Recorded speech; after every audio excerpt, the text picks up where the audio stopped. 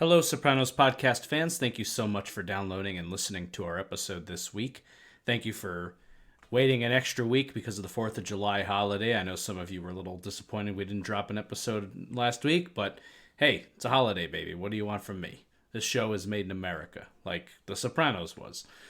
Apologies to our friends across the pond.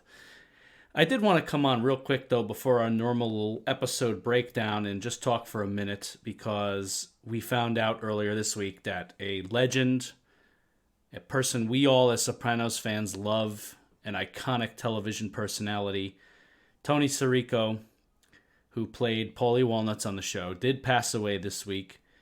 What a life he lived. And I do want to invite Paul and Jordan to have a discussion about Tony Soprano at some point in our podcast. We're going to talk about the work he's done on this show, how crucial he's been to The Sopranos. But I did just want to acknowledge it quickly now and just say that there's no replicating Paulie Walnuts. There's no replicating the work Tony Soprano did, both in and outside of this show, by the way. He's one of these people you encounter in life or see in life and just think, my goodness, there will never be another person like that. Absolutely irreplaceable human being, a true character, a true personality, one of a kind. I know that's something of a cliche to say about somebody after they've died, but I don't know that I've ever meant it more when I talk about a public figure who's passed on than I mean it when I say Tony Soprano, completely irreplaceable, irreplicable human being. So, Tony, condolences to your family, your friends, and all of the fans who are mourning your loss. Your work in our show that we love so much, The Sopranos, is so close to all of our hearts. We'll never be able to see anybody with wings in their hair and not think of you. And all your little tics, your and your hypochondria and all your funny Paulie quirks and all the dangerous and crazy things Paulie Walnuts did over the course of the show. The show would just not have been the same without him. So, Tony, wherever you are, my friend, thank you. Thank you. And if you happen to be in purgatory, I know you could do that standing on your head 3,000 years or so. It's like a couple of days here. Rest in peace, Tony. Seriously, though, thank you for the contribution you made to the show. And to all of the Sopranos fans out there listening, we're going to miss him tremendously. So we're going to talk more about it at some point. Just wanted to mention it. Thank you all so much and enjoy the Sopranos podcast.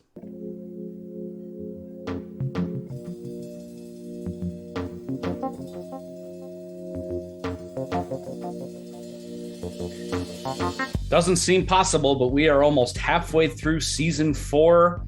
This is the Sopranos podcast, season 4, episode 6, Good Intentions. Anthony, which do you want to see? That's a quote from Gloria in an incredible dream sequence from the episode Everybody Hurts in season 4 of The Sopranos, written by Michael Imperioli and directed by Steve Buscemi. Interesting combination. Everybody Hurts. I'm Chris D'Amato. I'm Paul Mancini. And I'm Jordan Hugh. And we are here again. Season 4 is cruising along. It's going by faster. It feels like it's going by faster than previous seasons. And I'm not sure if that's because, as we discussed, the format feels a little bit more serialized. But for some reason, I can't believe we're already at episode 6. And it's moving along here. Michael Imperioli getting another crack in the writer's chair. I definitely think this is a vastly better outing than his previous episode, Christopher. But yeah, I'll say. But a lot of interesting stuff here going on. Great AJ storyline. Tony finding out about Gloria. Artie Bucco. Great Bucco stuff this episode. We're going to get all into it. What are your initial thoughts on Everybody Hurts? Yeah, so I have to say I loved this episode. And I'm not, well, I was about to say I'm not usually so taken by a mid-season episode, but that's a complete lie. I think I've been blown away every mid-season. It's just a testament to how good this show is. For a mid-season episode, this is riotously good. It would be good anywhere. I'll say this. I am so pleased with this show's ability to surprise me without using any manipulation. Like, it's really, really just all in the world of the show. I had never considered as a viewer of this show, even though I'm not like a master of the show, like the two of you are, I had never considered that Tony thought of himself as a good person. I had never considered that. That blows me away because you're thinking like we're all in this together. The viewers, the actors, the characters, right? We all agree like, oh, Tony Soprano, he's a bad guy. He's a murderer. He's a womanizer. He's involved in organized crime. He, defrauds, organizations. Like this is a bad dude.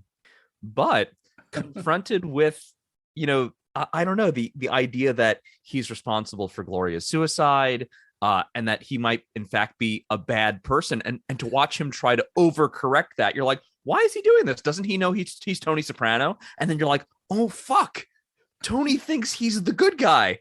Tony thinks he's a good person. Oh my god. And watching him try to adhere to that, and of course creating worse situations for everyone. Amazing television. Yeah. Extremely well said, Paul. Wholeheartedly agree. This is not an episode that I liked when I first watched it some years ago. I'm sure I remember seeing it as depressing, which it is, by the way. Yeah.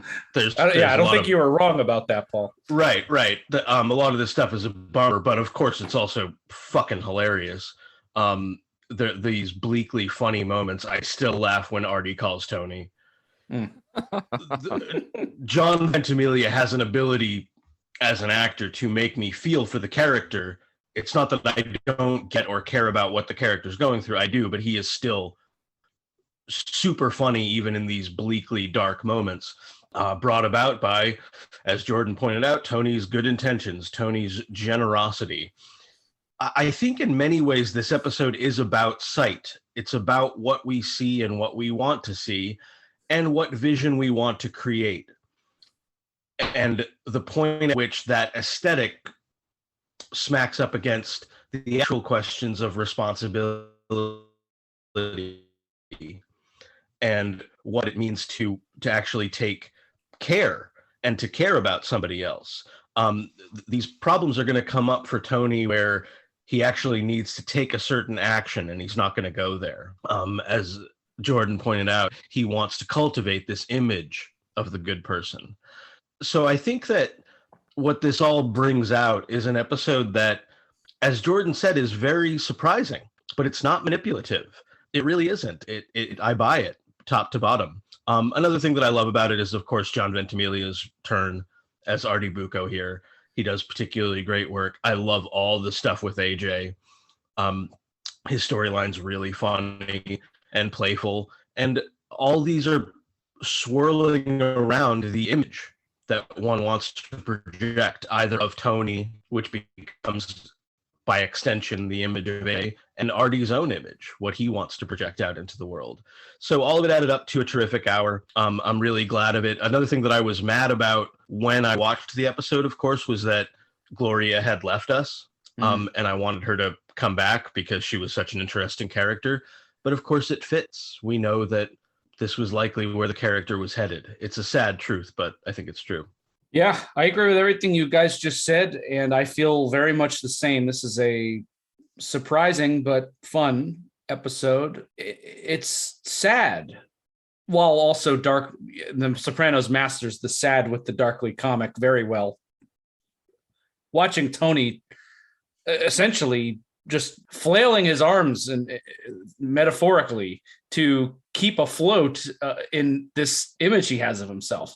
That wait a minute, like he asks several times throughout the episode, "What the fuck am I? A toxic person?" Yes. Yes, Tony. The script is so good. It's a really well written episode. Props to Michael Imperioli. Total redemption. If anyone had any flimsy feelings on Christopher, I'm being so serious. I've been taking this show so seriously, and I'm being dead serious when I say this. I had never really considered that Tony thought of himself as a good person. I knew he was a man of a certain kind of honor. He had a certain code about him, considered himself a captain of industry type. I knew he was always going to try to be good to his family, good to his guys, but I never really thought that, oh, Tony thinks he's a great person. I never thought that would be something that would be like, it would concern him if that was at risk. I thought he had kind of made his peace with just like, yeah, I mean, I kill people for money, and I'm an organized crime boss. I guess I'm not a great dude, but he really cares about being a great dude. It's unbelievable. Yeah, I mean, he is able to, at a certain point, tuck that all aside and do what needs to be done. But this question, I think the most fascinating aspect of this episode and in the series in general, with this episode in context, is how much of what Tony does is just a part of his instinct. Artie makes a very compelling accusation later on in the episode when they have their scene in the hospital. Well, yeah, we'll talk about that scene, but Artie's right. Yes, that he's just naturally a hawk, and yeah, what a great thing. But let's start from the top here. You have to feel a certain sense of doom and pity when you see how the first few beats of this episode play out. This is the future of the family sitting here, stoned out of his skull, with Adriana. The dog is eating a slice of pizza. It's just being barely dangled. And then Chris just shot up and he gets a call from Tony. I need you. Meet me in 20 minutes. Has to slap himself awake. And we're also cutting in on AJ as this is happening with his new girlfriend, Devin. This is the first time we're meeting Devin. Very cute. I'm sorry to interject. I can't let it slide. What they're watching on television is they're watching some kind of a docu-series on how the pyramids of Egypt were built. It's good to note for later. Yes, they're watching this Egypt documentary, and we cut to Devin Pillsbury. Enter Devin Pillsbury. Yes, Devin Pillsbury. She's a pretty blonde girl, and it's one of those situations where it's, maybe considering where AJ came from, this kind of chubby, not very particularly special or adept kid, there's this sense that's like, oh, AJ did well for himself here. She seems smart. It's not like she's not like a ditzy blonde, right? Not that type. She's worse than that. Yeah, well, we'll get there. But but yes, so Devin, and then his other friend, Paul Dano in his infancy. This is the Riddler himself. Paul Dano is an excellent actor, and we talked about this when we saw Lady Gaga in season 3, that there are a couple instances in the show where people who went on to become really big have smaller roles in this. He has a couple lines and things later on in the episode, but he's really good in this role. Yeah, actually, a fun character. He plays an awesome shitty kid, as most of these kids are shitty. And these scenes are great. I love the setup. Chris, you mentioned the question of AJ's specialness. In this scene, we know precisely what makes AJ special. His dad's a gangster. By extension, he is the cool kid. And we're already talking about Tony's image and cultivating it. It's not garbage. It's recycling. It's not toxic. We're cleaning up. That's the image that we got to put out there. So that's the way that it's set up. It's very well done. These kids are really funny. The next scene absolutely destroys me. We'll get there when they go to Satrial's, but yeah. Yeah. So they get this idea. This is once again, and in a sense, while I'm sure there's a part of AJ that enjoys it on a surface level, there has to be, what it harkened back to for me, the scene with the kids, and in general, the way a lot of the other kids are interacting with AJ, it felt like the stock market dudes in A Hit is a Hit in season 1. The bungalow bar truck. Yeah. Yeah, exactly. Just, I don't know. Are any of these people going to be AJ's friend 20 years from now? I doubt it. I think they get a kick out of who his dad is. And it's fodder for entertainment and like, ooh, this is a gangster guy's son. Actually, Chris, I think it's pretty telling that we've actually never seen any of these kids before, as far as I can tell. I don't think I don't think the show, maybe I'm wrong, I don't think the show has established a regular crew of kids for AJ that is recognizable to the viewer. I don't think any of these young men or women we've seen before. And especially the Paul Dano character, I'm like, you're brand new. Is that right? Yeah, no, we've never seen him. We've never seen any of these kids. There are once in a while recurring. I think Jeremy Piacosta, who he almost fights early in season 1, pops up here and there, but more again, still more on the periphery. He doesn't have a regular crew of friends. Right. AJ did change schools, so perhaps these kids are from the new school. Maybe that's the rationale here. The episode where AJ almost fought Piacosta was Meadowlands in season 1. This set of revelations in this episode is like a funhouse mirror of the Meadowlands reveal. Yeah. This is AJ realizing that his dad is Penny Ant. So that's the fun setup here. Just as Tony is trying to cultivate I'm a good person and put that image out there, these kids are trying to cultivate badassery. And it's funny. It's weird. Mm-hmm. They decide to go to the strip club, something I'm sure the girls here are just thrilled with. And actually, they seem kind of into it, to be honest with you. And then we get to this meeting with Chris and Tony. Chris is kind of slapping himself awake. There's a very curious shot. I love when you have moments like this where you have really smart characters like Furio, who are largely silent. Furio is not a character who is dripping with dialogue at any given time. Right. Strong silent type.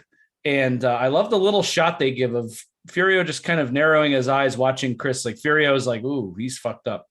Furio picks up on it, and Tony gets out there and has a meeting with Chris. And, hey, you mentioned Paul Dano as the Riddler. Let's quote from another Batman movie. Let's talk about the future. Eckhart. Yeah, they have a conversation. They both have something to say to each other. Starts out as this check-in about some appliance thing at Port Elizabeth. That's the surface excuse, I'm sure, or whatever. You been drinking? Aid and I had some wine at the house. Yeah, some wine. And they both have something to tell each other. And Tony says, well, I'll go first. As time goes on, I need to insulate myself. Eventually, I'm going to be giving my orders more through you, and then only through you. It's a matter of trust. Tony, Christopher mentions, well, you got Paul and Silvio. Tony says one thing, they're not my blood. And Tony expresses very clearly, you're going to lead this family into the 21st century. Well, we're already in the 21st century, T. Good job, Chris. Yeah.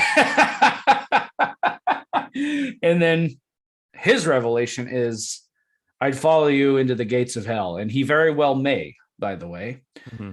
And he expresses that whether it was what I love is the mystery, right? We don't know for sure if this Barry Haydu cop that was executed in episode 1 killed Dickie or not. We know very little surrounding it, but it seems to have worked as far as Tony's intended purpose, which was ingratiating Chris to him.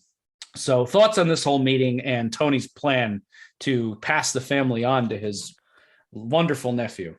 I think one would question the sincerity here of this. Well, there's a couple things. I don't really know why the meeting's taking place. I guess it's to hash out the appliance thing, though that does seem secondary ultimately when you consider what's more important for the sake of the narrative. It does seem to be that the more important thing in the scene is that Tony envisions a future where Chris will seemingly become a more traditional underboss for the family and then maybe go on to perhaps become the boss of the family. But I don't know if Tony really wants that, or if this is like the Haydu thing where it's like, hey, I got you the guy that killed your father so you can kill him. I don't know.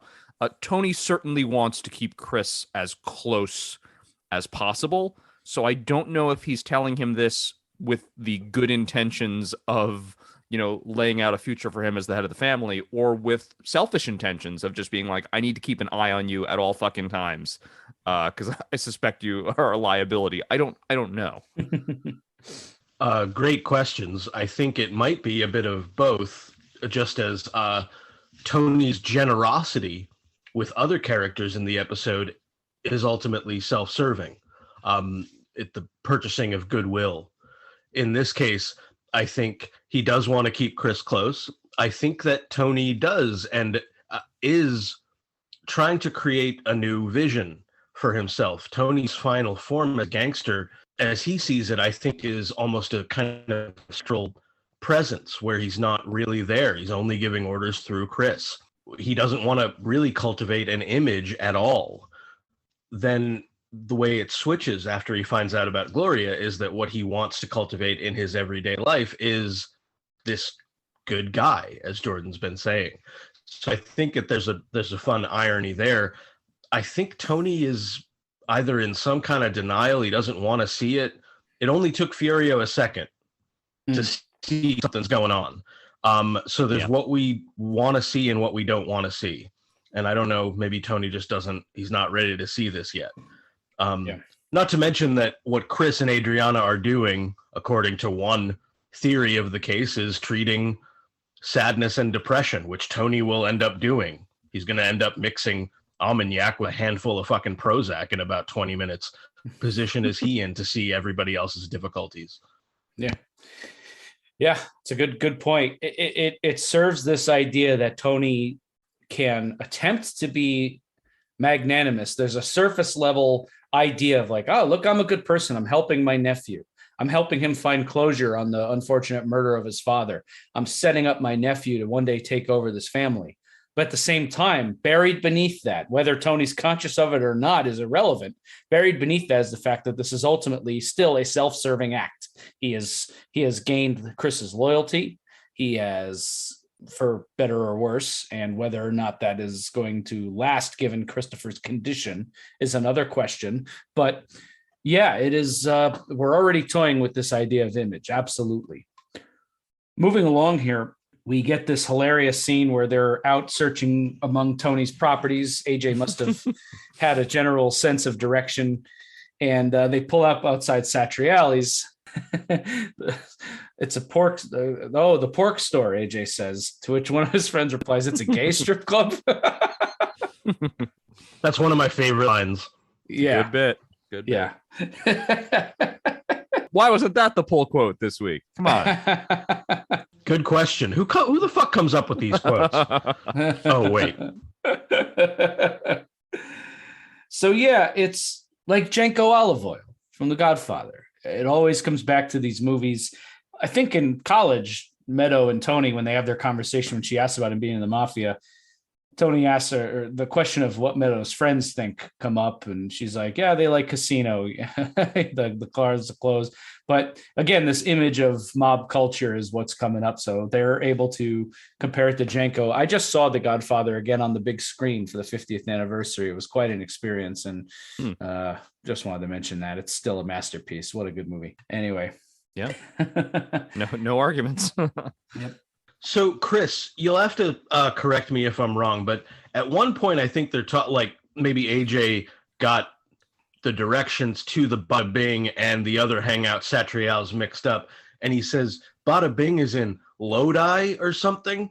Lodi is not, like, say, super far from North Caldwell, where AJ hangs out, but it might as well be a million miles away, right? It's like a different world. And it kind of underlines to me that AJ only very slightly knows his dad's world. Yeah. Right? This isn't something he's intimate with. Geographically, it's a 15-minute drive. But again, like you said, Paul, because of the way New Jersey is laid out, and I think a lot of places are laid out this way, but it's very interesting. You plop yourself in the middle of Lodi, and there's nothing wrong with Lodi. There's some nice parts of Lodi, some houses and communities and businesses. It's a cool little spot. There's a lot there. But you put somebody just in a vacuum, you drop them in the middle of Lodi, have them look around for 15 minutes, and then drop them in the middle of North Caldwell. They'd think they were in different parts of the country. I mean, it's two totally different areas in that sense. But geographically, yeah, you're right, Paul. It's like a 15-minute drive down Route 17 and you're there. So, and Kearney, by the way, is another community that's different, unique. It feels a little kind of lost in time.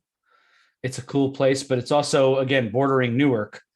We'll be exploring Newark in an upcoming episode here, but it's so, yeah, all of these places are in the orbit, but very different from each other. Furio and Carm, yikes. Furio's in the house with Tony after they come back. Your son's out past curfew again. Oh, hi. Robe, cover up. She didn't expect to be seen in this condition. we're used to seeing Carmela primp and prepare, but he's going to go wait in the car or use the bay. Came in to use the bathroom. And the next scene in the bedroom, Carmela is worried about Furio. She wants to try to set him up with this hygienist. Tony poo-poos it, not really reading into it, just thinking like, he's good. Don't worry about him. He's not his type. Yeah, Tony objects and says, "Oh, I don't think she's his type or whatever." And Carmela's response is, "Oh, what is his type?" You know, just kind of searching for like, would he, you know, subtextually, would he like me? You know, but you know, we don't get that far in this scene because this scene's about to get a wrecking ball through it. Yeah. Tony tells Carmela stay out of it. Yeah. My little hello dolly. Presumably he doesn't. A matchmaker, yeah. Presumably he doesn't want these different worlds colliding. Then Carmela tells him about Gloria. So good luck with that. Mm-hmm. And I love the way this is staged. Tony happened to be turned the other way when she drops the news. You remember that woman at Globe Motors? Tony gives the correct answer. No, turns over because, you know, given their situation, had Tony remembered a beautiful woman that he just had a passing interaction with, that would be that would raise Carm's radar. But you remember, she gave me a ride home, whatever. Okay. And she drops this bomb on him and he committed suicide. And to Carmela, it comes off as this sort of, one of these sad local gossip things, you know, that you hear about, but you're not going to be wrecked over it. It's just one of those like, oh, that's terrible. Right. And Tony is gutted. You can see it. He's rocked. They get that shot of his face while Carmela's just applying lotion to her hands. And he's just like, what the fuck? Really? And I love the line she gives, Mr. Empathy over here. She thinks he's just right. Yeah. Thinks he could give a fuck. Yeah. And he is just gutted. He's ripped from the inside out. It's a very funny bit of business, despite the gravity of what has just happened. So yeah, we're going to get a new element of this episode's story in a second, but how did you feel when this news was dropped, and what do you think of Gloria's unfortunate end in this show? I don't think I have a really good deep interpretation of this short scene where he learns the news other than what's already been stated. I'll just say that as a viewer, it's just a really unfortunate but also very expected coda on the whole Gloria Trillo story. Kind of like she was always going to maybe end up this way, maybe not this soon. And of course, you can see it before it even happens that Tony is going to feel like this is all on him. And of course, it is in part on him, but it's not all. We will not get the real story on this until we get to the Melfi scene, of course. But you know, it's that simultaneously weird emotional moment of like, oh my God, no, but also, oh, of course, you know. Yeah, it's what I will say about this is we're going to find out how this affects Tony in a larger sense shortly. But what I love about this from a narrative point of view is that The Sopranos has established at this point, and in keeping with the tradition of always managing to surprise you, when Sopranos drops a storyline, they may or may not ever pick it back up. We're midway through season 4. We have no follow-up on the Russian from Pine Barrens. So the show trains you to think, well, Gloria's gone. We're in a new season. That's over. That's last season. So they could have just not addressed it. She could have just been gone. And sure. They lull you with the same false sense of security that Tony had allowed himself to have, right? Exactly. So actually, we get the same experience as Tony, where he's like, well, that chapter of my life is over and I've moved on. But that's not how life works. Yes. Some things are gone. Some things are buried in the woods and some things are not. And this is one of those things that's going to come drudging right back up. So we're going to meet some new people in Artie's orbit in a moment. This is, he has his new host, his French hostess, Elodie. And I'm not sure how this guy... Artie's got a fucking problem. You know what, dude? Hire a male hostess, okay? Hire an unattractive hostess. Stop doing this to yourself. What the fuck, man? He's very clearly enamored with her. I'm not quite sure. It wasn't clear to me what her relationship to Jean-Philippe, if this is a friend, a business associate, a lover. Wasn't that? I thought that was like a relative of hers. A relative? Yeah, maybe I missed it. Her brother? Do you know, Paul? Is it a brother? Well, yeah, I mean, that's what they told him. Oh, okay. And That's also true. It could, they were probably targeting him. I mean, in a later beat, again, if we're right that this episode is in part about sight and what we see and what we don't want to see, in a later beat, it's suggested that Charmaine knows full well that Artie is being strung along here by this cute little lady and her brother or whoever this guy is, and Artie again can't see it. You think she wants to play hide the boudin blank with you? All that stuff. So, I mean, I don't know, but here it's this is her brother. They have this business venture. By the way that Artie again is trying to cultivate a new image of himself. This deal is not just financial for him. This is self-actualization. The way that he is doing it is so not powerful. It's so not intimidating. It feels like what it would be like if I tried to be gangster and you guys would have to tell me, Paul, you have to stop this. This isn't working. Right. Be like, oh, I can only give you 7.5, like with my hands cupped to my mouth. It's like, no, that's not scaring anybody, Artie, I wrote here simply after they negotiated the deal and how fast it happened, that Artie's essentially going to go to Tony, act as a middleman, or go to the mob. We'll get to Ralphie in a second. But he's going to go to the mob to speak for this guy or act as the middleman, cut himself in, get a little something out of it. And I wrote, this is why Artie needs Charmaine, for all of her abrasiveness and for all of the fact that Artie feels castrated in a sense with the way she deals with him. This is why she needs him, because this is why he needs her, because he got right. He was pulled right into this. There was no, let me think about it. Let me get back to you. It was like, oh no, I'm going to get something out of this for myself. He's got his midlife crisis earring in. He's not in a good place with Charmaine. Artie was in exactly the right mental space to be caught up in this nonsense. Right. So he wants but the long and short of it is he needs to bridge loan this guy $50,000 as an investment in this Armagnac company. And that's it. He's right in for a 7.5 thousand. He negotiates for himself. Charmaine comes out, has an interaction. I like this line. Charmaine, she's French. Artie says, not remotely. Chris, it's such an important point that you bring up with Charmaine. When they then argue in the back for a minute, and I think he says, I could have an empire like Bobby Flay and it wouldn't be good enough. And she's talking about their kid needs braces, that they got these real world problems. And again, it seems like this self-actualization, Artie wanting to prove to Charmaine that he doesn't need her counsel. But as you pointed out, plainly he does.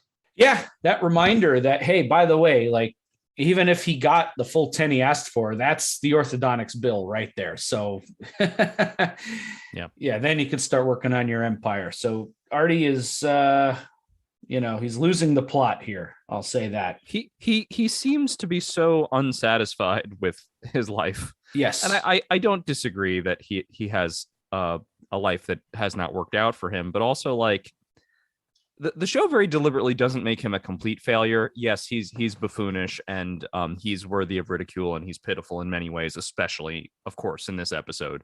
But we're led to believe he's very good at his job. Like he's an extraordinary chef and he has a wonderful restaurant. Mm-hmm. It's a shame that he can't find happiness in the life that he already has. And yes. This is something Charmaine suggested to him previously. And I think that what I'm trying to say is I think Artie's relationship with his own life is kind of a microcosm for like everything that goes on in this show, that none of these characters can just find satisfaction in what they have, that they always are wanting more or want to be seen differently. And Charmaine, as unlikable as she is, because she's a hard character to like, is one of those characters that really sees things the way that they are, and really understands that is a problem. Yes, I agree. There was in a sense, an ancillary sibling show to this that came on a few years later, Boardwalk Empire, which is where I first heard the quote I'm about to drop, but it seems to apply here to many of these characters. It's a pretty insightful quote. from Arnold Rothstein on that show, who tells Nucky in season 4, all of humanity's problems stem from man's inability to sit quietly in a room by himself. And that seems to be this inability to just, and Charmaine says it in a much more blue collar way to Artie, I think a few seasons ago, be happy in thine own self. Yes. Artie just can't. That's it. He can't just look. Is he going to be a millionaire? Probably not, but he has a good life. He's got a wife. He's got kids. He's got a great restaurant and he's a great chef. So his own sense of failure. And by the way, this comes as a result of a large part as a result of his attachment to Tony and guys like him, by the way, because he sees what Tony projects out to the world and is like, wow, it's that glitz and glamour of the mob. It's the first half hour of Goodfellas that makes you think, ooh, this could be fun. If only he knew the kind of problems that Tony has, maybe he wouldn't want that life. Yes. Yeah, he's looking to cultivate that image. Tony is looking to cultivate the opposite image. And AJ's kind of disappointed with each and every image that's given to him. It's not an accident, I think, and you guys are quite right to bring back that quote from last season, I believe, be happy in thine own self. Already having so much trouble with that, Gloria couldn't do it, to tragic results. Tony actually can't do it either. That's a big thing in this episode. Tony really does want to think of himself in this different way. He's just getting reminded, particularly through the storyline with Artie, that that's not who he is. That's not what the import of his life is. Of course, he's a toxic person because in spite of these nice gestures that he has, the essence of what he does is, as Melfi points out, usury, theft. We find out a little piece of information that's going to come back up later. We'll discuss, but Tony has a $6,000 tab at the restaurant that he's racked up over the years. A curiously specific number I would like to talk about. So we'll come back to that 6K. Tony shows up at Globe Motors, talks to this other fellow there, plays it off really well. He's kind of browsing and guy comes up, tries to start selling cars. Tony says, well, I was talking to this other woman. I really ought to give her the business, and digs a little bit, perhaps more than I would consider socially polite for someone you might have worked with in a sales capacity. So this guy gives him some answers. Suicide. She left a note. I get the impression she wasn't very lucky with men. You can see the weight fall on his face when he says that. And he's crushed. Tony is crushed here. You can see it on his face. That salesperson's really well cast, by the way. This show does so well with like its characters that have like 5 to 10 lines. It's always like, it's always perfect. That's a weird thing to compliment a show for, but like, I totally believe that salesperson because it's kind of a weird scene to write and have played realistically. You're like, you got that much information from someone that worked with her for a little while. Yeah, but look at the guy he's talking. It's like a garrulous guy. He's a salesman, middle-aged, kind of a gossip. Tony found the right guy. Yeah. Good job to that actor who has that one episode. I like this. That is an incredible skill. You're not wrong there that these they're casting people for even just these, they call them in the business co-stars or under fives. Yeah, he was great. He was really excellent. Yeah, for an under 5, what a home run hitter. He was great. The thing with the stove is so sad. Oh yeah. There wasn't even a note. It was just selling off this full stove. No, Tony's not coming over anymore. No need to entertain. Certainly no need for a decorative stove. There was nothing left. Yeah. Artie goes to Ralphie. Interesting. When he's first talking to Jean-Philippe, you think he's going to Tony. I love this scene for several reasons, but go ahead, Paul. Little restaurant humor. This is a rare pleasure, or is it medium well? Oh, Chief Asabuco. Chef Asabuco. Hey, if you got any dirty chef fights, my friend here will suck out the stains. And then he hits him in the neck. Yeah, he like jiggles his neck fat. Vito looks so legitimately offended by that too. Ralphie's ball busting does not endear himself to the targets of his jibes. He really doesn't. But he's the capo. And Artie with the hand gestures in this scene, by the way, kills me. Okay, in a nutshell, and he makes like a little circle with his hands, and then the gesture. Oh, I wish, like grabs his chest, his nipples. He's on art. John Ventimiglia is on fire in this episode. He's on fire. It's actually in many ways sharing it with Gandolfini, his episode. Yeah. It's a great Ralphie scene. Ralphie rules in this scene. Mm-hmm. Yeah, Ralphie has he knows exactly what Artie's up to, and this play acting Artie's doing. He's role playing along with him for a time. Okay, sure. Yeah, I really love that. I think Ralphie really makes the scene for me because he's kind of amused by this. He offers him a 2-point thing, and I just love how he's smiling. He's looking at him. He's like, this is not. He said, "Yeah, I'm gonna pass," and I love the reason he gives. Because if you don't pay, I'm not going to be able to hurt you. He says it in a really cute way. Yeah. Way that only Ralphie Cifaretto can say. And he's also completely right. He can't, if this guy defaults, he can't actually hurt one of Tony's friends. It would create an automatic problem with Tony. Yeah. Yep. So Ralphie. Not only is it rare that Ralphie seems to actually let this guy walk out, and it's like actually an act of kindness.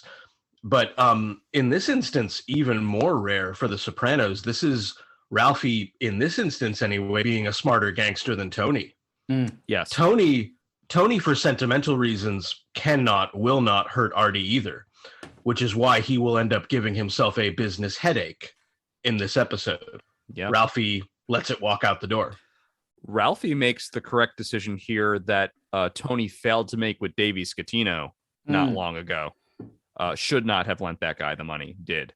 Yeah. So Ralph is really, but you get the sense that Ralph, the tensions of last season are at least shelved in a way that it's not an immediate pressing concern. Ralphie brings in a shit ton of money. The Johnny Sack thing blew over. Ralphie seems to have really settled into his role here as captain. He's getting along with Tony. He's making a bunch of money, and he's not an unintelligent guy.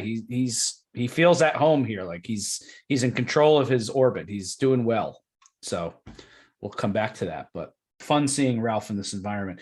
Tony shows up visibly intoxicated, little disheveled, shirts undone, untucked. He usually tries to look nicer when he visits Melfi. So you know right away something's going on here. How's business? He asks. Everybody all right? Honky dory. Melfi's a little off put, but taking it in stride. How's Gloria Trillo? She's still hanging around? And there it is. It was a tragedy. Tony blows up, smacks a tissue holder. So you knew, you let me fucking sit there. He looms over her, says some really terrible shit to her. Why the fuck didn't you help her? Sometimes you can't. Melfi is also visibly gutted here. Lorraine Bracco's acting in this scene just kills me. And Tony just calls her an incompetent. You're a fucking incompetent. She says to him, I give my patients everything I've got. And when something like this happens, I'm devastated. And that causes Tony, at least in the moment, to retreat back to his seat. And these are two very hurt people by this. This is one of the examples of how a suicide, even in the orbit of a sociopathic gangster, I mean, these things ripple out in unforeseen ways. But this is a very well acted scene, a very intense scene. This is the most physical Tony has gotten with Melfi since that scene in season 1 where he flipped the table and got right in her face and threatened to smash her face. So talk about this scene, guys. Yeah, I mean, it's intense. It's upsetting. And I'm always, I keep sort of being fooled by this man. I think that's kind of the appeal of the show, but in both those times he's blown up like this, season 1 and now, I thought he's going to hit her. I really always think that. And it's always right there. And you might say that to another fan of the show and they'd be like, oh, Tony would never actually harm Melfi. And I'm like, I don't know. I don't know that he wouldn't. I really don't. And I don't think she knows either. Anyway, whether he hits or not, this fucking behavior is not okay. Yeah, well, she's legitimately terrified, rightfully so. He's not in his right frame of mind anyway. And even if he were, he's still dangerous and explosive. And again, both times that he has exploded like this, first one had to do with Livia, and then this one had to do with again, Melfi revealing information to Tony about Livia in season 1, and Melfi revealing information to Tony about Livia's surrogate, essentially. Right, essentially the same stand-in character. And that hits a nerve that Tony is just never ready to address in a responsible, calm way. These scenes and this space is ostensibly the most important one on the show, particularly in an episode like this where this woman that Tony knew intimately has suicided. It's a terrible thing. It's a sad thing. Of course, it's got heaviness for both characters, as you guys pointed out. Tony's not engaged with any of this. He's been drinking. He comes in. He's full of rage. As Jordan pointed out, this behavior is not okay. Not to mention, they are not getting anywhere. They're not sitting down and talking through these questions of how it really affects him. Instead, as Jordan pointed out at the beginning, even Tony's guilt seems to end up corrosive. It only takes him a couple minutes to end up in this cruel jape where he asks if Gloria is still, quote, hanging around. I fucking hate that line. Love hate, you know what I mean? Yeah. And then when he gets in her face, it didn't take long for his guilt to become so corrosive that it's even starting to eat up Melfi as well.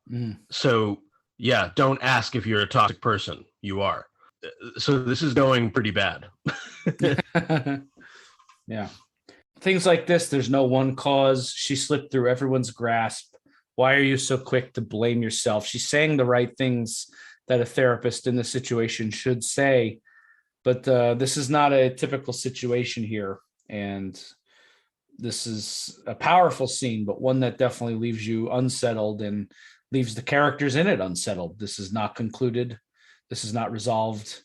And Tony refuses to face it forthrightly. Right. There will be a later scene with Janice we'll talk about where there is this question of responsibility. Who's responsible for someone's suicide. And, we leave this Tony and Melfi scene, even though she has kind of, with her questioning, almost assured him that maybe it wasn't his fault. We're kind of left with the impression that both these characters kind of feel like they're at least partially responsible. And that is, I guess, the nature of suicide, is like everyone that knows the person feels they had a hand in their death. Tony goes to see Artie. He's still raw from his therapy scene. He's wearing the same clothes. So we get a sense that he's just going around New Jersey, drinking, handling his business. Shows up. And now seeking redemption. Yes, this is a redemption trip. The Tony Soprano 2002 redemption tour. Right, which we'll see the tour every year. Yes, the same tour every year. You need money. You go to Ralph. Artie explains, if my daughter had a tumor, instead of needing braces, you'd be the first guy I'd go to. But this is a business thing. He reveals that he lied to Ralphie about his needing it for the restaurant. Tony, he says, all right, so what's the business? What is it? Artie explains this Armagnac. He shows it to him. It's the new vodka. This is going to be the new vodka, guys. It just sounds so stupid. The new vodka. Are you fucking kidding? Yeah. Of course. Have you guys ever had Armagnac? I've never had that. I've never had it. I think it must be vile. I honestly have an aversion to it because of this episode. The histamines. I anytime I have an opportunity to try it, I'm like, I do exactly what Tony and Janice did later. I'm like, I'll like something else better, and then get right, yeah. Which is very funny, but yeah. So Tony says, "All right, yeah, what the hell?" And then Artie doesn't want to take his money, and Tony gives this line for the first time: "What the fuck am I, a toxic person?" And he gives him, and he says, "I'll only charge you 1.5 points, which is a hell of a lot better than Ralph Cifaretto would do." It's a little better. Why? This is where I need to talk about $6,000. Yeah. Okay. Here's this. Artie will accuse Tony later in the scene of having like a subconscious predatory nature to him, right? That even when he's being actively nice and kind and generous, that subconsciously there's calculations, plans within plans, right? Mm-hmm. I'm just going to say this, going to put this out there. I think it's got to be intentional. So Tony's debt to the restaurant to Vesuvio, his tab, okay, is about $6,000, which you might say, like, I don't really know if Tony's that aware of that it's about that number. I think he is. I think the number is about $6,000. I think he knows it. Just put that out there. Okay. All right. Now, this loan, which is ostensibly a bridge loan, it's a temporary holding of some money, right? Artie is arranging this loan of $50,000, right? That he tried to negotiate for 10, but ultimately he would make 7.5 on. Okay. He only needs to lend this money out for a week. And Tony has just charged him 1.5 points, $1,500, which, by the way, would reduce the amount that Artie would ultimately make after paying back the 1.5 points to $6,000, which at the end of this episode is what he's forced to forfeit over to Tony. I'm just saying that number had to be on purpose. Wow. And I think Tony has those calculations buried underneath him. I really do. Yeah. Wow. That's really, I hadn't thought of that, but that makes so much sense. It's too coincidental. $6,000 is a really specific number. It's not 5. It's not 10. It's not even 7.5. It's 6 on the nose. And with the 1.5 calculation in there, he did it. Even drunk, he did it. Tony knows exactly what he's probably going to get out of this if it fails. I am now, and I mean this legitimately, Jordan, I am now picturing Michael Imperioli in a cozy room of his apartment, typing away at the script, knowing he has to show it to David Chase in the morning with an actual calculator next to him, like doing the numbers for this little did. Yeah, that's really cool. And I think really Tony's inner thoughts like made those calculations. Like in the moment it was just like, oh, what's he gonna make on this? I don't know. He's gonna make 7.5. I'll charge him 1.5 points. Even if I fuck this up, I still eat free. He really did this. Very good. Yes. He steps out. Artie, if he wanted this loan, which I don't think he's going to in short order, but if he really wanted to do this business venture, he caught Tony on the right day. Tony has to do his quote unquote good deed for the day. And Tony steps out of the house and just slams the Armagnac right out of the bottle. And we get this dream sequence. What a nutty but amazing. The visuals in this are just great. And Tony shows up for dinner at Gloria's. Buscemi really nailed this. Yes. The style here, the mood, the music, the drearing on in the background, the little bits of ceiling coming down into his drink. The fucking, oh my God, this in the middle of the sequence is just this one really wild shot of just an eyeball through a bottle or a tube or something. Just really nutty. And the scarf, of course, I love that moment when the bell for the oven goes off and she says, dinner's ready. And she gets up and the scarf just trails up Tony's neck and billows behind her. It's just a beautiful imagery. Then the unsettling sounds. Again, we know meat now has an incredible significance as relates to Tony's history, his family, his anxiety, his depression, and the sounds of the meat basting. Tony just has this disgusted, horrified look on his face, and we hear the dripping of the juices. She comes back to him. What do you want to see? And this is our pull quote for this episode: this or this. And she has a hand in her crotch and a hand on her scarf. And as the scarf starts to come down, we're out of the dream. Okay, so this dream is visually excellent. It's the best work visually that I think Buscemi's done as a director on the show. Love all this. I love the acting in this. It is a different kind of Sopranos dream. Typically Sopranos dreams are not nearly as upfront about the fact that they're a dream, but the second Gloria opens the door and is alive, at least in this weird hellscape, we know it's a dream. The setup with the meat, Chris, you're absolutely right. It's got that weird visceral quality. It's connected to sex. It's connected to death, which is also so much of what Gloria represented. The reason I chose this as our pull quote, as you said, Chris, we got that weird fisheye lens moment with what looks like the eye inside the bottle and the question of sight. Gloria would not, in her waking life, have called him Anthony. That's not what she called him. She called him Tony. She says Tony, nothing. Then it seems to get his attention. She calls him Anthony. That's what another Italian woman calls him. The one who tries to get him to see. And she asks him, which do you want to see? And she puts one hand on her crotch and the other hand on her throat, presumably where the ligature marks are, where she asphyxiated. The love drive and the death drive. Whichever aesthetic Tony chooses, it seems as though death will be on the menu. It's going to come out dark in spite of his good intentions, because of his good intentions. I'm not exactly sure, but that was the image that I took from the scene. That's why I chose that for our pull quote. It's pretty grim. Yeah. Beautiful breakdown, Paul. Yeah, I can't do better than that, Paul. That was great.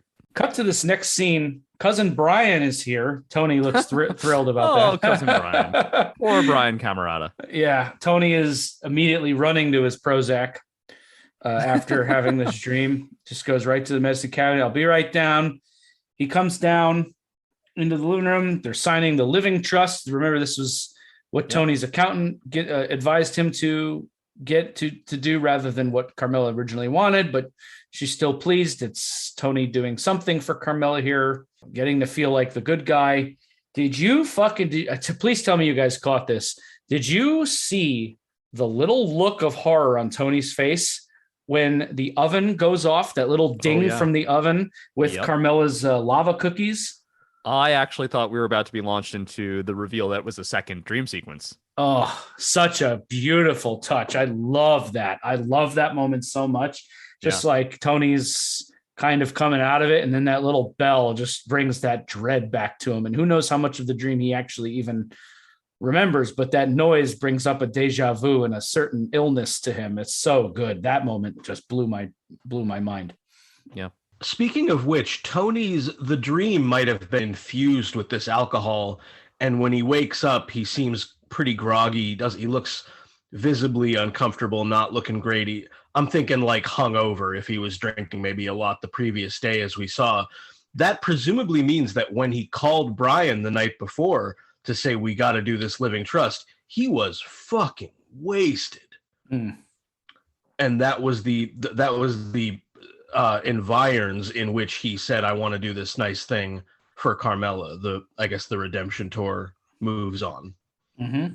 Excellent choice of wording here by Brian. Tony pulls Brian aside. These guys seem to be getting closer. Tony tells Brian a compliment, talks about his suit, says, I'm going to give you a number, call him. He's going to take care of you. Gives him Patsy's number. And Brian says, thanks, Tony. You're a great guy. That's what he wanted. Mm-hmm.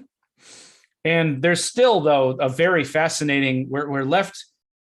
Buscemi does a nice job with this. After Brian leaves, after telling him that, there's a shot of Tony alone in that foyer for a while. And it lingers for quite a bit. And that sense of discomfort and dread is still with him, even after hearing you're a great guy. You're a great guy. Sorry, not even good guy. You're a great guy.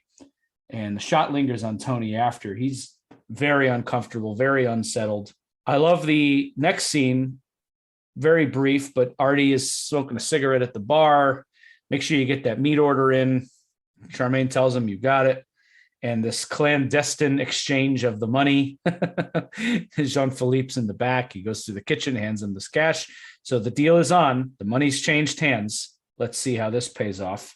And again, I have a playlist on Spotify that is every song that ever appeared on The Sopranos. And I love these scenes that really throw in a song that you wouldn't expect to hear on the show. But D'Angelo's How Does It Feel? It's blaring on the television loudly as AJ and Devin are getting it on.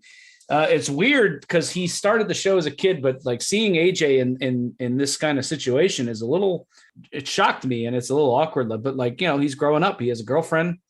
He's a teenager. Yeah, good for him. I was like, all right, cool. Yeah. So they're getting going on the couch here, and Carmela comes in, busts up the party. I love how awkward this is. She stands up, asks Carmela offers to make them food. Now we're good.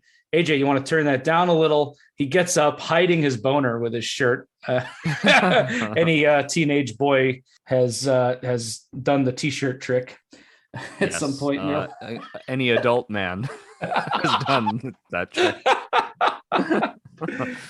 And Carmela and Devin have this exchange about her Yadro when AJ puts a can too close to it. Watch the Yadro. I don't even want to say how much it costs. Beat. $3,000. Unbelievable. She can't resist. Right. Yeah. Yeah. Just to resist with Gloria, by the way. Yep. She couldn't resist saying Columbia. Yeah. Yep. Yeah. And that information was not prompted, but Carmela, after a long pause, like Columbia, actually. Same thing here. It's a status symbol. It's a, that $3,000 Yardro. I sometimes, you got to remember, Carmela did not grow up with money. You know what I mean? So this is all still, she's never going to get over it, Yep.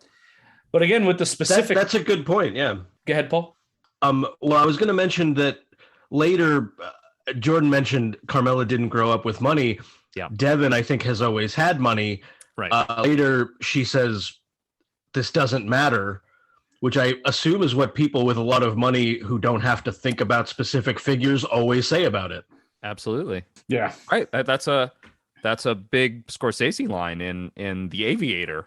Right. That's Howard at the table with the Hepburn family. Right. They say enough talk about money. Who cares about money? But it's basically, I'm paraphrasing, but and Leonardo's explosion in that scene is that's because you've always had it. That's why you don't care about money. That's why you never talk about it. You never mention it. Right. Yeah. I do want to point out we have another synergy with amounts of money. Tony had $3,000 in his pocket to hand Artie, and someone would be by with the rest. And then the Yardro costs $3,000 too. Oh yeah, Just look at that. Interesting little thing there. Carmela leaves and they're trying to figure out, Devin, I really wanted to be alone with you. They're trying to devise where they can go. Yeah, boy, are they stupid. Well, my house is out. My mom's boyfriend's using it as an office. I'm not at my dad's till next week. Oh, my sister's dorm. Great idea. I'm sure she's going to be thrilled about that. Yeah. You idiot. And then also, there's a million places to go. Go anywhere. How about the car you just hired? Do it in the car. So yeah, we could take the 33 bus, and her answer to that is, oh, it's so smelly. I'll call a car service. Here's the thing. She's not wrong, but also what a thing to say. A lot of people rely on those buses, but they do. Post COVID, I've actually been impressed with how clean they keep the buses. But yeah, we'll see how long that lasts. Yeah, the 33 bus in 2002, what probably was pretty gross. So yeah, he calls up Meadow. Hey, we're coming into the city. Let's meet up. She's at the South Bronx Law Center. Meet me at Brook Ave and 161st Street. Great. They're on their way. I want to talk about that location in a second, but she comes up, gives him a hug, and they talk about, she says, I pictured something different when you mentioned your house, and like the Corleone compound with dogs, and we had a dog, but it died. What happened to the dog? It got hit by a car. Oh, geez, yeah. And then he says, our place in Tahoe looks like Michael's in too. And no, we don't really have a place in Tahoe. And she's so excited. She's like a gangster dude's girlfriend. Yeah, that's not good. So they go to the South Bronx Law Center.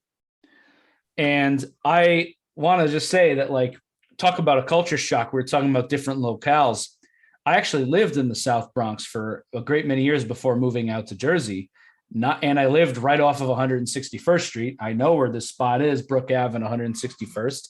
It's a pretty accurate representation of the neighborhood that they describe there. And it's worlds away from North Caldwell, but again, under an hour away. So it's just another interesting little thing. This part of the country is so crazy if you think about just how many people there are packed into it. The New York, New Jersey, Long Island's, the whole thing is just so bizarre how varied and diverse and big it all is. It's just... and as you mentioned earlier with the different locales in New Jersey, you could be back to back with a community that is completely different than yours.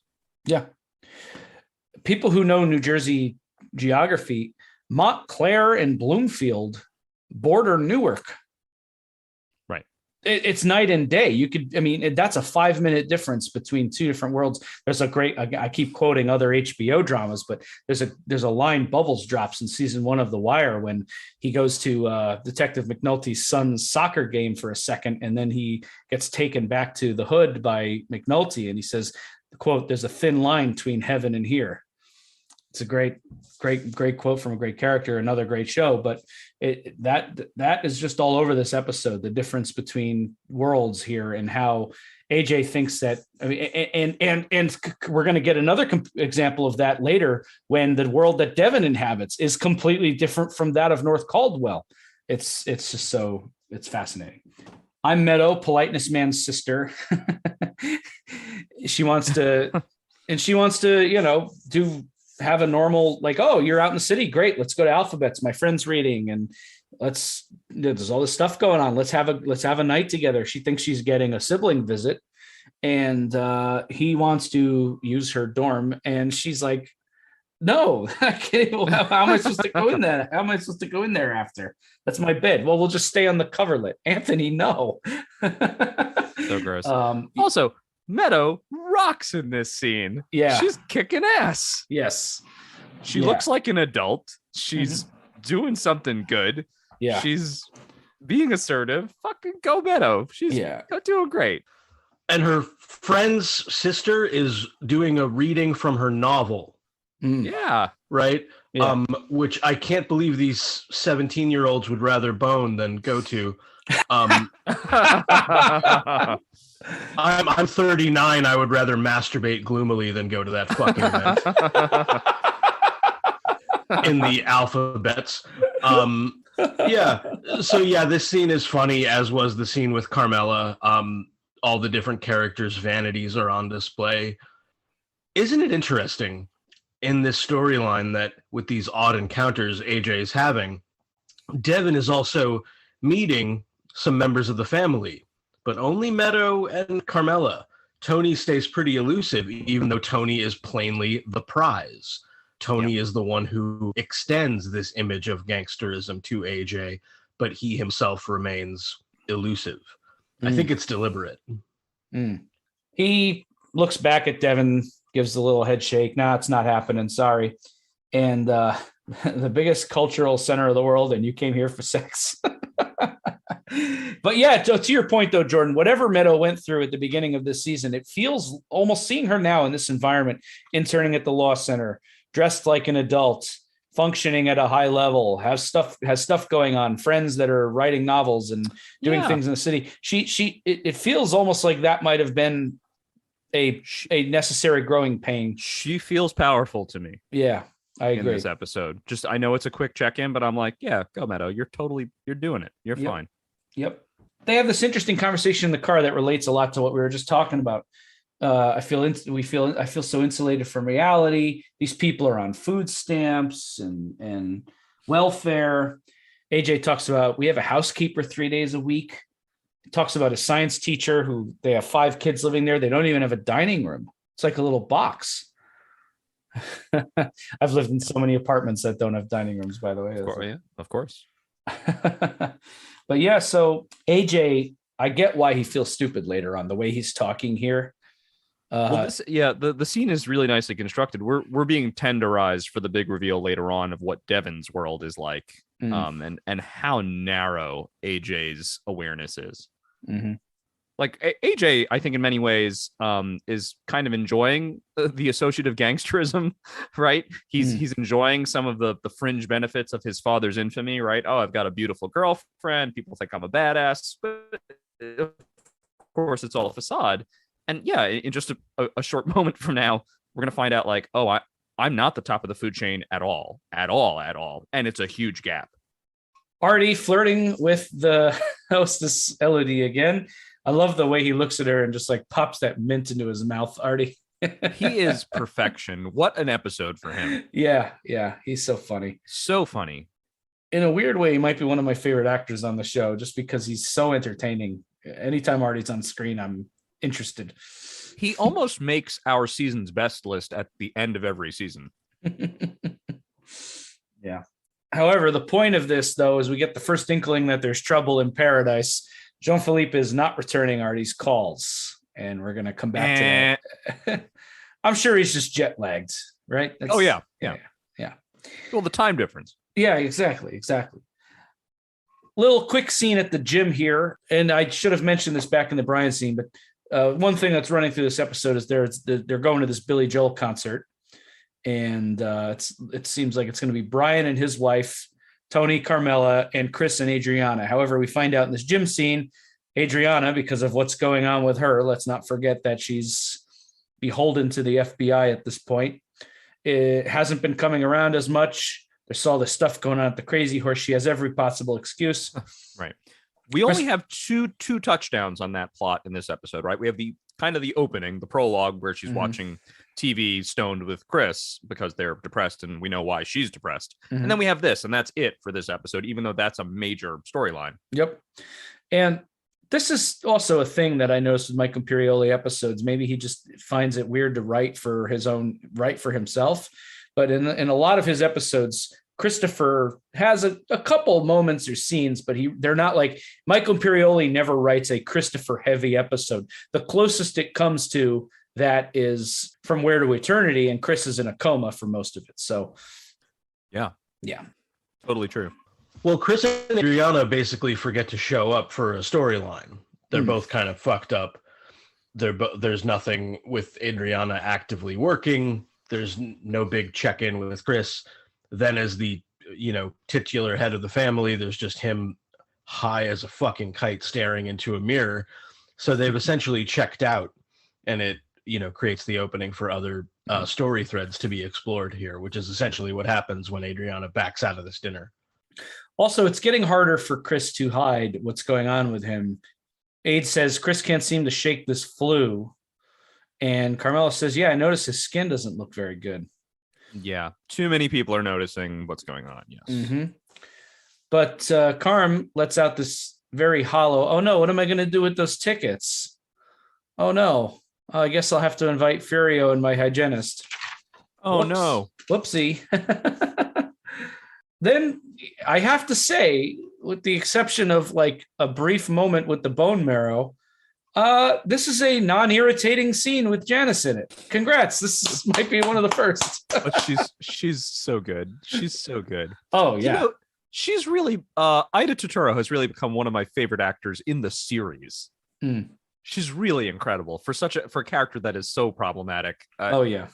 Terrific. I love this. This one scene is great. It's really wonderful. It's a very natural scene.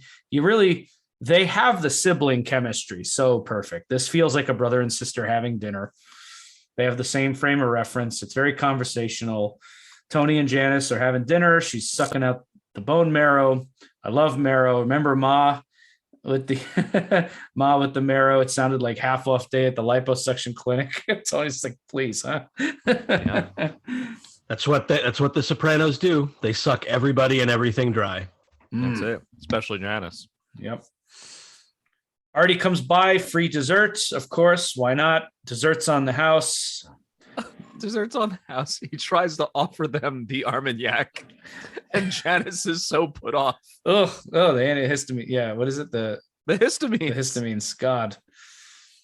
That's it in a nutshell. Right there is that can't feel good for Artie. He's given this money to this thing. He's made an investment, a value judgment on this business, and he can't give it away. I mean, I'm sure Tony wouldn't be paying for this Armagnac. Right. As he will not be paying for the much more expensive drink that he ultimately tells him to leave the bottle on. Yeah. So, when he tells him, put it on my tab. So you and Bobby, huh? Janice immediately gets right on him because of their history. The last two times she's dated or gotten involved with somebody in Tony's crew, it was Richie and then Ralphie. So Janice perhaps rightfully assumes he's going to start laying into her, but he says, Jesus Christ, am I such an ogre? I was going to say, good for you. Salute.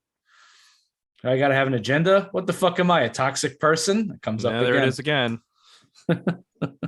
But yeah, this is part of his redemption tour. I'm going to take my sister out to a nice dinner because I bet she doesn't get to go out a lot, and I'm going to say something nice for a change about the new guy that she's with. And you know what? He's right. Bacala is a nice guy, but I'm sure there's a lot of unflattering things he could say about Bacala that he chooses not to say. Mm-hmm. Yes, you have to have an agenda. Unless this is another show I've been watching, everybody's got an agenda. Yeah, that's also true. So he brings up suicide. You know anyone? I'm sorry, this is very dark, but I laughed at it. Do you know anyone who committed suicide? And she says, "Oh, I lived in Seattle, Tom." Right. Which he takes at face value and does not laugh at. Yeah. It's like, oh yes, of course. Do you ever know anybody who did it? She describes a situation about an upstairs neighbor who killed himself. The last conversation was an argument. You never really know why. Yeah. And you can see Tony's face sink a little more when she says the last conversation was an argument. That rings very true to him and what happened with Gloria. But this is given the darkness in this episode and given how volatile Tony and Janice can be at times, this is a pretty nice scene. I enjoyed swimming in this scene. I wanted it to last longer because it was almost in some ways an emotional reprieve, just seeing them getting along and having a nice meal together. Yeah. Yeah, I would say of all the good intentions tour things that Tony does in this episode, this is one that actually is nice. Mm-hmm. You guys are right. It might then be that deliberate setup where this happens at Vesuvio, of course. And when Tony goes into the bathroom in the next beat, this is very well shot, this scene. Artie kind of invading Tony's space a little bit. Yeah. I don't think Artie's trying to be annoying. Of course, it's funny that he is, but he's nervous. Again, he's not cut out for this. He's not cut out to be a gangster. He's not cut out to go and make a collection. And this is another point where Tony fails. Maybe the real failure is forcing this loan upon Artie in the first place. But when then Artie needs this help, Tony passes it off. He says, you go make the collections. You got to get over there. Tony wants these gestures. Again, usually financial ones, but he doesn't want the responsibility for it. He just props Artie up and walks out. Yeah, Artie, you got to go over there. You got to get your arms around this thing.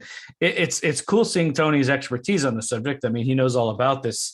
Sooner or later, they start acting like they're doing you a favor by giving you anything, and you got to get your arms around this. And sounds like if Artie were a fellow mobster, pretty sound advice. You got to get on top of it. But unfortunately, this isn't Matt Bevilacqua. This isn't Chris Moltisanti. This is Artie Bucco, chef extraordinaire. And this is only going to lead to calamity, catastrophe, and humiliation. Right. And again, I know we keep spoiling it for the end of the episode, but I think on some subconscious level, Tony knows that. Yeah. In other words, I don't think he actively sends Artie over there to fail, but he has a series of fail safes in his mind about, well, if that fails, I know what to do. Yes, exactly. I've seen this hundreds of times. I still laugh at Artie preparing in the mirror for this confrontation with Jean-Philippe. Oh, Jean-Philippe, qu'est-ce que c'est, man? A message machine broken?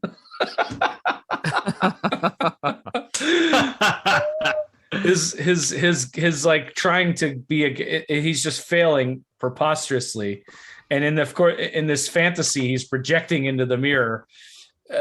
Jean-Philippe breaks down crying in fear in front of him. Oh, you're gonna cry now? Yeah. You fucking frog-eating facha de guts. I will fuck you up. A lot of people looking at themselves in the mirror in this episode. Oh, yes. Sure. Very deliberately done. Mm-hmm. So we'll see if it goes off the way he's practicing, but let's come back to that shortly. Next scene, how's Chris doing? Answer, Kentucky Fried Flow. That's how he's doing. This song is playing over this sequence of his friend just puking in the toilet and Chris staring at himself in the mirror, looking at his eye, pulling his skin back. It's there's the future of the family. Let's get into that 21st century. Yeah. 21st century looks grand, doesn't it? Yeah, but again, wild song choice here too by David Chase. I don't know where he finds this shit. Whoever heard of Kentucky Fried Flow before this episode? Anyway. So there it is. So wait, you're telling me Kentucky Fried Flow is on that fucking Spotify playlist you made for yourself? Oh, it is. Yep. Yeah, dude, it's a playlist that has like opera, Kentucky Fried Flow, No Scrubs from season 2. It's got It's the most eclectic music compilation ever. Is this? If this show had a big, massive official soundtrack box set, it would be the most insane thing. When your Spotify Wrapped comes up at the end of the year, does Spotify ask what's wrong with you? As long as we're talking about music, I do just want to do a quick shout out in that dream sequence that was so well done. This has actually come up a few times on The Sopranos. There's an old 50s band called the Aquatones that was like a club band that was headed up by a soprano singer, a young woman. And they have this love song called You that they've used a few times on The Sopranos, often in dream sequences. And they used it in that Many Saints of Newark movie, but let's not talk about that. And they used it in that they used it in that dream sequence, kind of slowed down so that it's very beautiful and haunting and weird. I just love not only the choice of music that's so perfect, but Chase choosing to ever so slightly slow the speed down as to make it, of course, that much more melodic and strange. Really well done. Agreed. Artie shows up at Jean-Philippe's place, and it's a good start. He shows up. Oh, Jean-Philippe, qu'est-ce que c'est, man? Message machine broken. And Jean-Philippe's like, what? And Artie has to he gets a little bit more practical, has to work it on the fly. And basically, the money is his potential investors did not see the potential in Armagnac. They don't know how to market Armagnac. The hip approach, like with vodka, doesn't work. So Artie's like, well, that's not my problem, Jean-Philippe. I need the money. And Jean-Philippe's basically just like, hey, I don't know what to tell you. It's business, but hey, we will move on, right? We're going to forge ahead. Now, whether this Armagnac thing is a scam that he's pulling on Artie, or whether or not, or perhaps this is something that's going to be a failed business venture for Jean-Philippe, we don't know for sure. But at this point, it doesn't matter because Artie didn't have this money to spare, and he's in a really shitty spot. So Artie is very clearly uncomfortable in the role he's now found himself. He didn't want it to come to this, and he mutters the frog-eating facci de Gats line under his breath, and then says, I want my money. And they start arguing. Are you stupid? That money's spent. And then they have a fight here. Artie is so uncomfortable with this. I'm yelling the whole time at the screen as they're fighting, like, Artie, throw a punch. He's just trying to wrestle him down, and it's clear that he's in it, but he doesn't want to fully commit to it. And thus he gets his ass kicked. And there are a couple of moments where you think Artie might have a shot, but in the end, Jean-Philippe just rips his earring out. The earring that is, of course, the symbol of Artie's new version of himself, right? The midlife crisis, divorcee, badass Artie, right? Is encapsulated in this ridiculous earring that is ripped out. Mm-hmm. And just gets thrown out bleeding. I want my money. I see you again, I kill you. Door shut. A moment in that scene that really made me like sort of kind of like a gut punch is when, as you mentioned, Chris, he mutters that line, the frog-eaten thing, under his breath. What he says desperately in Jean-Philippe's face is, my daughter needs braces. Yeah. I think that's not how you collect money. What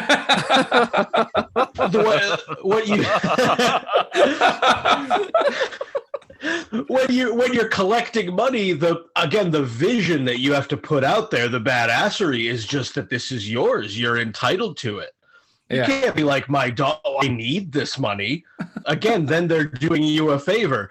Yeah. I felt so much for Artie. That's the thing with John Ventimiglia. Like, that's who he really is. It's like, I'm a dad. I'm trying to do this, but it's just not working. It's the same stupid exposure that, of course, is reflected in still wearing your earring to this fight. And it's not just a pathetic line. It's Ventimiglia's pathetic delivery. I got a daughter who needs braces. Yes. That's what you say to a guy you're shaking down. It's great. Yeah. So he gets kicked out on his ass, and then cut to Paul Dano giving AJ just some premium lovemaking advice here. This is just great, guys. And this character speaking from oodles of experience. Oh yeah. Yeah. So funny.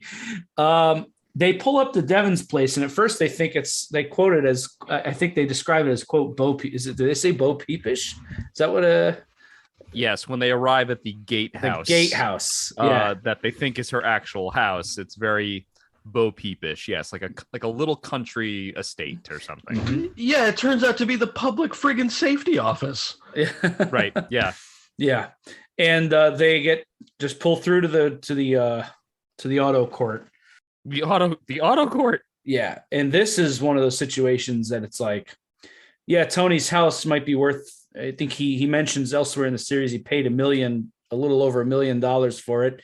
And I'm sure the house has gained in value. So we're talking in the neighborhood of Tony's house being somewhere $1 to $5 million.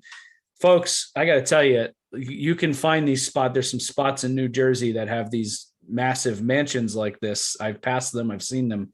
This house is $50 million. I mean, we're ballparking it. This is a mansion. This is Bruce Wayne money going back to Batman. And what an experience for AJ, because in Tony's world, Tony's the top of the food chain. He lives in the mansion on the hill, right? Tony's house is 10 times nicer than anybody that works for him, right? And now this is AJ's first taste of like sort of the real world of wealth and power. Like, oh yeah, you think your dad is like the hot shot, cool, badass gangster boss man, right? Wow, you're the king of the hill. Well, here's where the real hill is, right? It's a mountain. Okay. Yeah. It's 100 times bigger than your hill. And you, like one of the artifacts in this house, are just something to collect and to fetishize, right? You're not anything, are you? Oof. And that's how AJ feels. That's a great way to describe it, Jordan. Another financial synergy I want to point out. This one I did notice. Again, I can't believe it's an accident, but I'm curious what you guys think. When they pull into the auto court, there's a Hummer sitting there, a Hummer car. And shamefully, the reason I know this is because when I was in high school around this time, 2002, 2003-ish, I actually wanted a Hummer. That was like a dream car for me. It's like, oh, someday I want a Hummer. Like that thing's badass. It's big. It's cool. That Hummer is about, give or take, in 2002 at this point, and get this number. You're going to know why this is important in a second. $50,000. Oh, that is funny. So yet again, the amount of money that Artie just lost that is going to devastate him, maybe cost him his life, is one vehicle in this massive auto court of this huge mansion. So, again, auto court. Yeah, exactly. Yes. What's the auto court? You hear that word and you're like, oh fuck. And just, Paul Dano and AJ looking at each other. I refuse to call him by his character's name, by the way. That's Paul. That's Paul Francis. No, he can only ever be Paul Dano. Yeah, this is wealth, man. This is real wealth. Cut to Artie at absolute rock bottom. Again, I hate to laugh at this, but just the music, the blood on his shirt, the sobbing. This is a man at absolute rock bottom. He is listening to the horrible French album that this chick Elodie gave him. And he is mixing pills with the Armagnac. Tell me this is not bleakly hilarious. Yeah. It's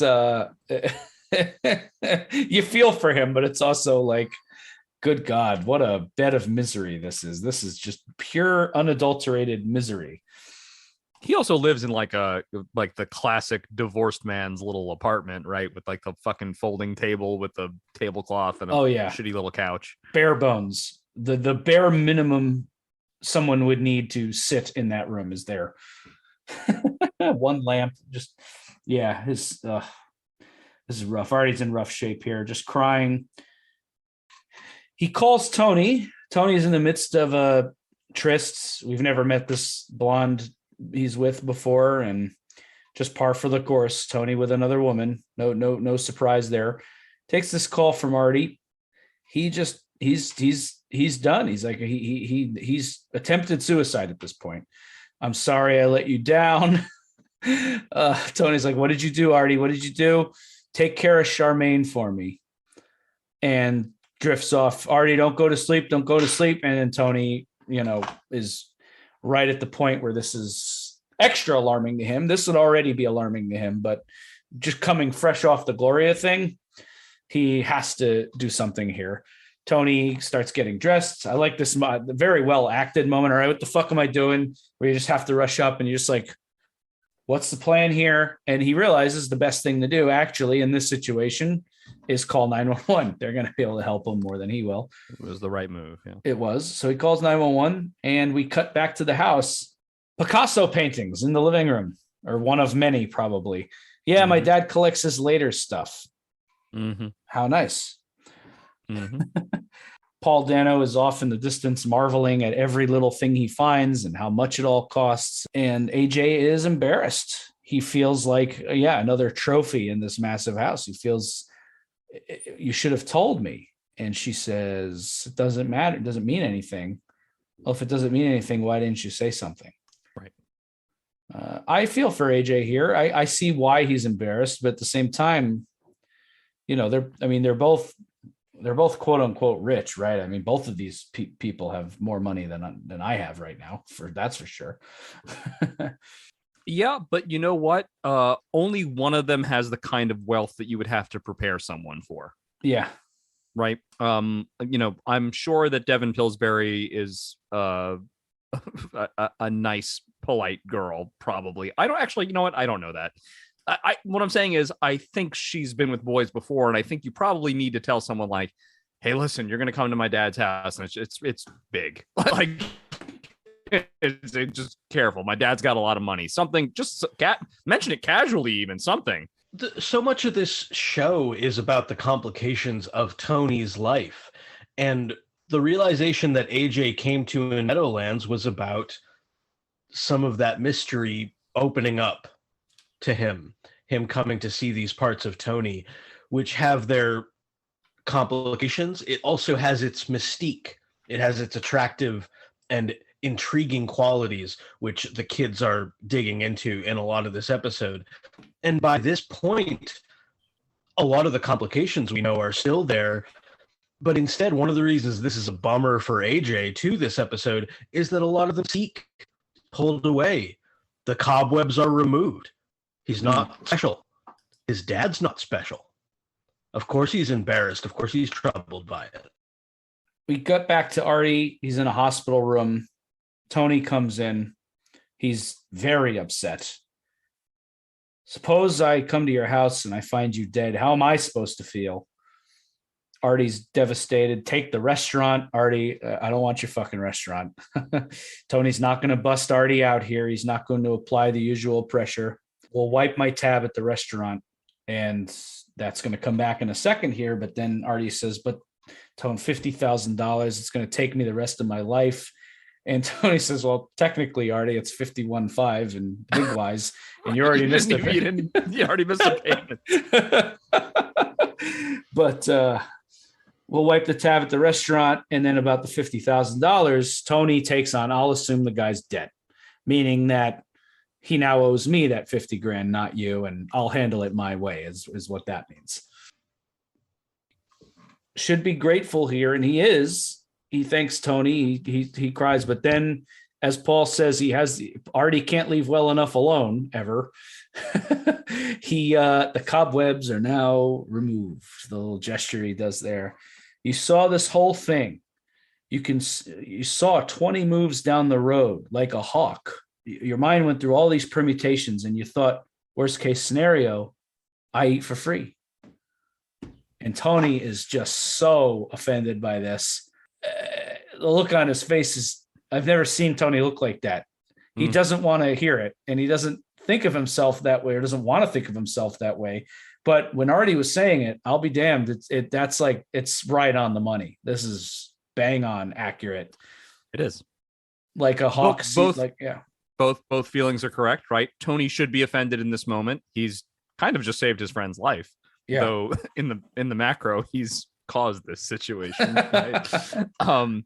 He's just saved his friend's life. He's there. He's showing compassion, or what he thinks is compassion. It's actually very selfish if you really look into it. But he's being there for him. He's saying, "I'll wipe away your debt, whatever. Just get rid of my tab at the restaurant. No big deal." And Artie's response is very upsetting, and it's identifies him as a predator and a calculating predator and someone who is not capable of not being predatory. And Artie's also totally right. Tony's right to be offended, and Artie's accusation is also correct. And it's true. We know this is true as people who watch this show. Yeah. Artie says he envies Tony for it, this instinct. It's like an instinct. And yeah, I think this is Artie being brutally honest. He's not wrong. This is an instinct for Tony. And sometimes Tony leans into it and sometimes he doesn't. But this is one of those situations where Tony is being told a hard truth here and doesn't react well to it. He turns it back on Artie. You fucking suicide. You're disgraceful. And Artie instantly crying again. I'm sorry. And he concocts this story. You got mugged. Tony, they pumped my stomach. They saw the Armagnac, and Tony just grabs him by the face and says, you got fucking mugged. Do you understand me? Enough. You don't care what people think. Well, I do. Enough people hate me. He doesn't want it getting out there with all of this, the way he's feeling about how he looks. It's two things, but yeah. Also very funny.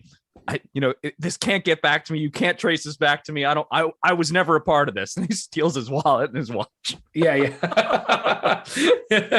Yeah. I didn't loan you shit. He did get mugged, really. Yeah. Yeah, Tony actually mugged him. That's funny. He did. I think what's funny about this is that, as Jordan pointed out, Tony is legitimately offended. Mm-hmm. And I wondered, it does seem like he has a right to be, but is it because it's not so much that Artie's not right, but that it's not like Tony, it's not top of mind. Tony wasn't thinking of the free food in this episode. He was thinking of his own image. He was thinking of the goodwill. Artie points it out. It's the worst case scenario, but it's a hard truth, as you said, Chris. Similarly, I think Melfi is also going to try to get Tony to see this aspect of his life in the following scene. And Tony he's not ready. He's not willing to go there, either in this scene or the next. And as funny as this scene also is in this bleak way, Tony finally walks out at the end. It's not warm. It's not even friendly anymore. I didn't loan you shit, and walks out. And Artie's alone. They cut to a scene where everybody's having dinner with their spouses. Artie's attempted suicide, and he's separated from his wife. It made me feel pretty bleak. Yeah. And dude, you want to feel even worse? Here's the cycle continues with Tony's predatory instinct. Here's something I thought of watching this is that Tony, and again, in his attempt to look good, and say, you can look at it on the surface and say, Tony doesn't want Artie going around saying that any of this happened because it'll make him look like a piece of shit because people like Artie. He's a pillar of the community. It would make Tony look predatory and awful. But at the same time, you also have to look at it like a gangster looks at it, which is on that under the surface level. He can't have Artie going around saying that Tony has a soft spot, that Tony lent me money and didn't pursue me to the ends of the earth for it, because then it's open season on Tony lending out money. Yes. Great point. Awesome. Chris. Awesome. Yeah. Reputationally, he can't have this getting out that he's an easy mark or has a soft spot. So it's again, simultaneous image management, but also that keeping who he is in mind underneath it all at the same time. Moving on to this dinner, Billy Joel. I like that they chose the Billy Joel song, Scenes from an Italian Restaurant, to underscore the start of this scene. I can't tell if the dinner is before or after the show, but either way, they're all getting dinner around the Billy Joel concert. Tony talks about this dream he had, very different dream from the one he had earlier, about a woman in a dress and a dinner being served. But this one's very different. Carmela, he talks about the story about his grandfather with the blue dress, and you got a good wife, you're a millionaire. Then the next night he's being served steak pizzaiolo by Carmela in a blue dress, pouring his soda. And the next day he bought the ring. It's a sweet story. Furio is hanging out with the hygienist. She's going to clean my teeth for me. I like that. That's a very funny, weird line. And Really nicely played by Carmela, by Edie Falco in this scene, who you see both the delight and the regret that she has set him up with this woman who, as it turns out, is a beautiful woman, by the way, beautiful Italian girl that I think he would think he was lucky to be with. And she is, trying to play matchmaker in this situation to maybe get rid of these feelings, but the jealousy. Oh, yes. Oh, yes. It's visible. Brian makes a toast once again to the great guy. Great tickets, great meal, great guy. While Artie is being stomach pumped somewhere in Nutley or whatever. And Carmela gets that last look at Tony. It's very brief, but we see the ambivalence. Yep. Tony in therapy. This is, in essence, the last button of this story, and then we're going to get a last scene with AJ here, but we're winding down the last beats of the episode. Tony in therapy, talking about Artie, analyzing, is this an instinct? Says it's second nature. Melfi says, from what I understand, you make a lot of your living through usury. Why the pangs of conscience this time?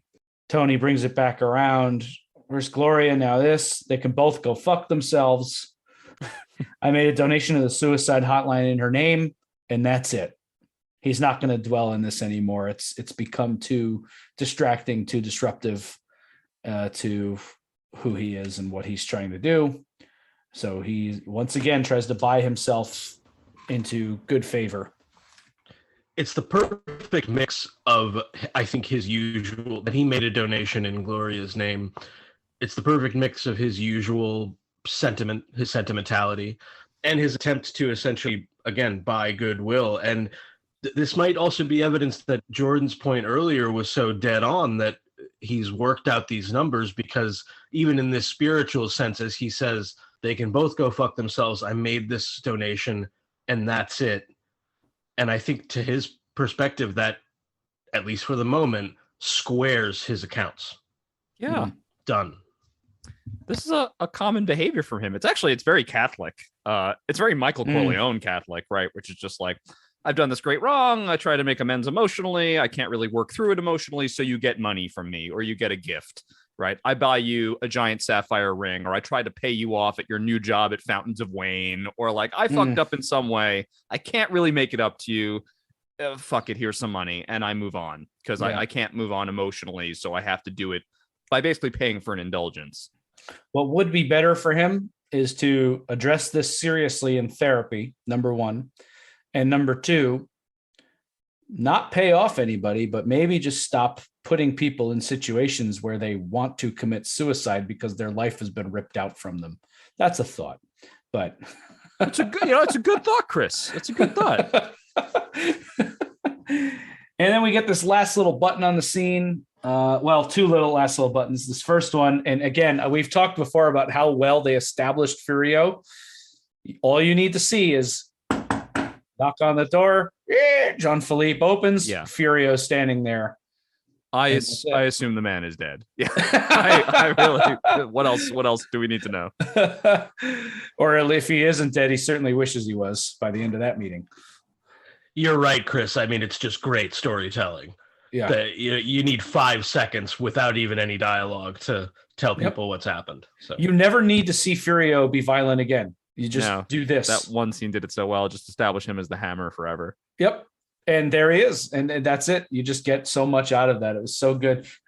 And that's the way you use it. Because one could argue, they'd be incorrect. One could argue that his first entrance into the New Jersey mob scene is gratuitous. But this is why it isn't gratuitous, because you spared the audience from multiple scenes of violent destruction for multiple seasons, because you established Furio so well in that one moment. It's great. But this guy is certainly Jean-Philippe does not gonna like what awaits him on the other side of that door. And then the very last scene we get here is this AJ storyline. AJ hanging out with his friends. I don't think Devin's there. I think this is just the boys. Two of the guys are wrestling, horsing around, and AJ still feels kind of blindsided and gutted by all of this. And the episode leaves on a little bit of a somber note here, where one of his friends asks AJ, how come your dad doesn't have that Don Corleone money? And his response is, I don't know. Another episode very much centered around money. It's been a pervading theme this season since episode 1, when we left out on the $20 bill and the anxiety of money and the post 9/11 environment. But this theme continues here. Another episode that ends on a note of financial concern and confusion. And then we cut out to the credits. Any thoughts on these last couple beats, and final overarching thoughts on Everybody Hurts?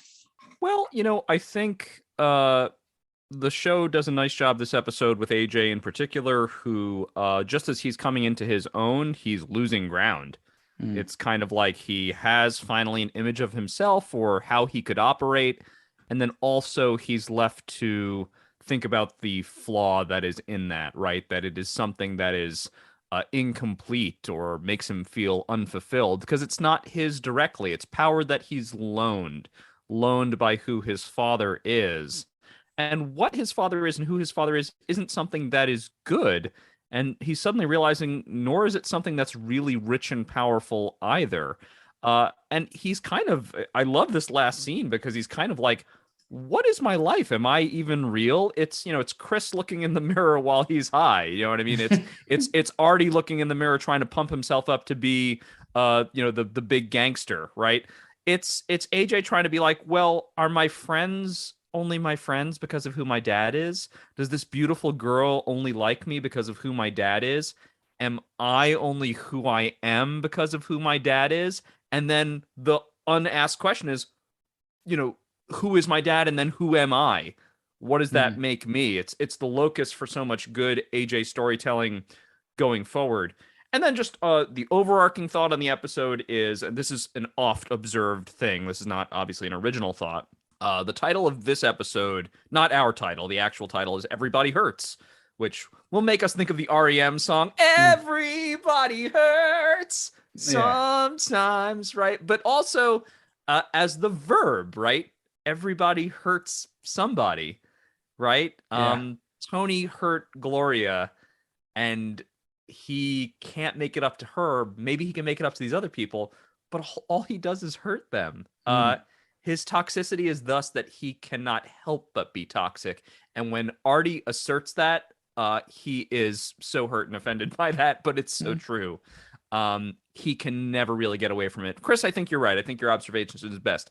If he really honestly worked through that in therapy, maybe he could save himself. But instead, he's just going to try to do it through money.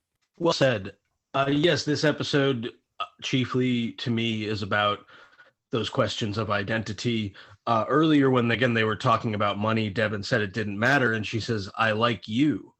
To AJ. AJ is still troubled, I think, because the question roaming through his mind is, well, who is that? As Jordan posed the same question.